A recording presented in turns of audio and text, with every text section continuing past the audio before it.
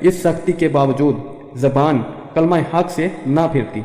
رحمت للعالمین صلی اللہ علیہ وسلم اس قصد میں رسپی کی حالت میں تالیف قلب فرماتے تھے، لیکن وہ ان کے لیے اتنا سہارا بھی برداشت نہ کر سکا اور اس کی سزا میں لوہا آگ میں تپا کر اس سے ان کا سر داغا۔ انہوں نے حضرت صلی اللہ علیہ وسلم سے کہا، میرے لیے بارگاہ الہی میں دعا فرمائیے کہ وہ مجھے اس عذاب سے نجات دیں۔ آپ صلی اللہ علیہ وسلم نے دعا فرمائی کہ اے اللہ، حباب رضی اللہ تعالی عنہ کی مدد فرما۔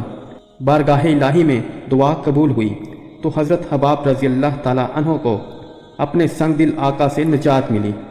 آپ رضی اللہ تعالی عنہ نے مدتوں کے بعد حضرت عمر فاروق رضی اللہ تعالی عنہ کو اپنی پیٹ کھول کر دکھائی تو تپائے ہوئے سونے کی طرح سنگ دل قریش کے ظلم و ستم کا یہ سکہ آپ رضی اللہ تعالی عنہ کی پیٹ پر چمک رہا تھا۔